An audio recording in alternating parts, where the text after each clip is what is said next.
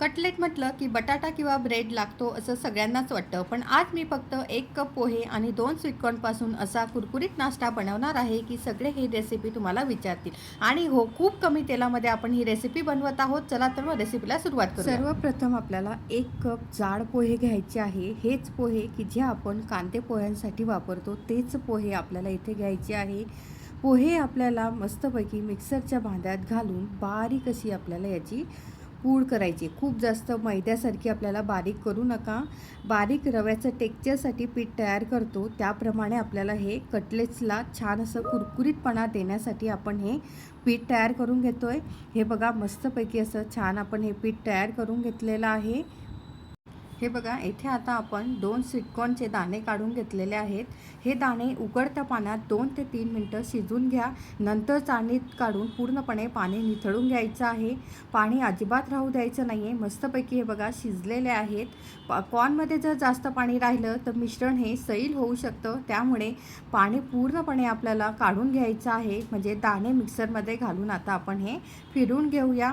याची आता एकदम अशी बारीक पेस्ट आपल्याला करायची नाही आहे. थोडेसे दाणे दिसतील असं जाडसर आपल्याला हे फिरून घ्यायचं आहे. यामुळे काय होतं, खायला त्याचं खूप छान असं टेक्स्चर येतं. आता हे एका भांड्यामध्ये जाडसर फिरवलेलं स्वीटकॉर्नचं जे मिश्रण आहे ते आता काढून घेतलं आहे. आता यामध्ये आपल्याला जे भाज्या घालून घ्यायच्या आहेत, बारीक चिरलेला कांदा घ्यायचा आहे, एक मध्यम आकाराची शिमला मिरची तीसुद्धा बारीक घेतली, गाजर किसून घेतलं आहे, आलं लसणाची पेस्ट आणि 2 हिरव्या मिरच्या त्याचे तुकडे आपण येथे घालून घेऊया. भाज्यांचं जे प्रमाण आहे ते तुम्ही कमी जास्त करू शकतात किंवा एखादी भाजी तुम्हाला पत्ताकोबी असेल किंवा पालक असेल ते सुद्धा तुम्ही यामध्ये ॲड करू शकतात. आता हे बघा यामध्ये चवीनुसार मीठ घातलं आहे. आता काही आपण चव वाढवण्यासाठी या कटलेटची जी चव आहे ती वाढवण्यासाठी मसाले घालून घेऊया. येथे मी लाल तिखट घेतलं आहे. तुम्ही लाल तिखटाच्या ऐवजी चिली फ्लेक्ससुद्धा तुम्ही येथे वापरू शकतात. आणि त्यानंतर एक मोठा चमचा आपल्याला बेसन घालायचं आहे. बेसनमुळे काय होतं, कटलेटला छान असं खमंग चव येते आणि बाइंडिंगही चांगलं येतं. आता यानंतर मिक्सअप्स आहे, मिक्सअप्स घालून घ्यायचं आहे. काळी मिरी पूड असेल तर ती घालू शकतात. जर तुम्हाला आवडत असेल तर थोडासा गरम मसालासुद्धा तुम्ही ॲड करू शकतात. इथे मी गरम मसाला ॲड केलेला नाही आहे.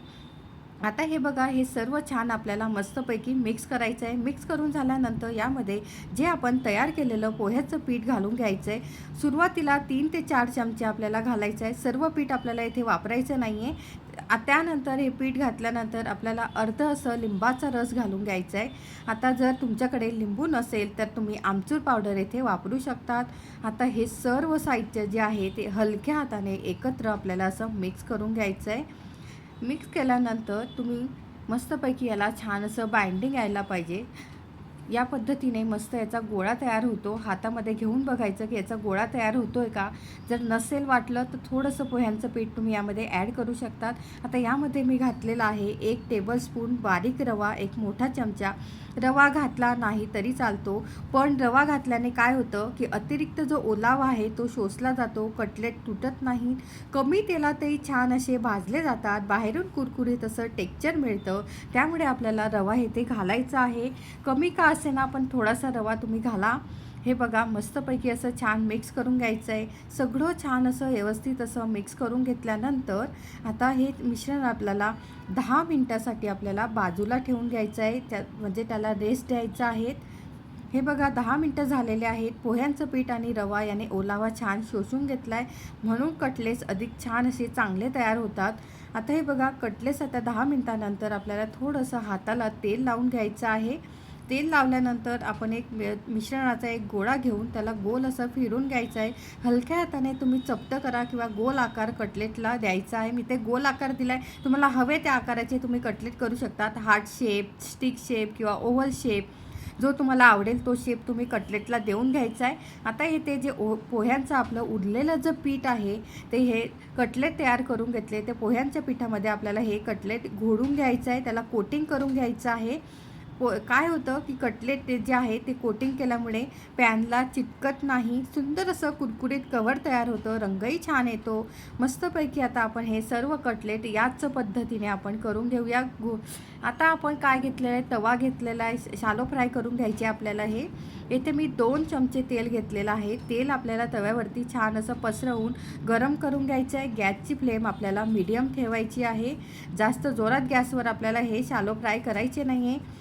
अगदी कमी तेलामध्ये हे शालो फ्राय होतात. घाई करू नका. खालची बाजू व्यवस्थित भाजली तर त्यानंतरच आपल्याला हे पलटून घ्यायचं आहे. आता हे बघा 1-2 मिनटानंतर मी वरच्या साईडने अगदी थोडं थोडं तेल घालून घेते, जेणेकरून आपण पलटल्यानंतर हे खालच्या साईडने सुद्धा छान असे सोनेरी रंग येईल आणि दोन्ही साईडने आपल्याला हे मस्तपैकी भाजून घ्यायचे आहेत. काही मिनटातच बघा किती सुंदर आणि सोनेरी रंग येणार आहे. तुम्ही बघू शकतात मस्त असे सोनेरी रंग आलेला आहे. कमी तेल वापरल्यामुळे बघा मस्त असं छान असे ते तयार होतात आणि चव मात्र तितकीच अप्रतिम लागते. हे गरमागरम कटलेट्स हिरव्या चटणीसोबत, टोमॅटो सॉससोबत किंवा दह्यासोबत तुम्ही खाऊ शकतात. मुलांच्या टिफिनसाठी हा एक परफेक्ट हेल्दी असा हा ऑप्शन आहे.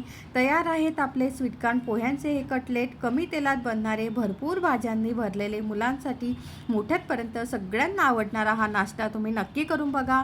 व्हिडिओ आवडला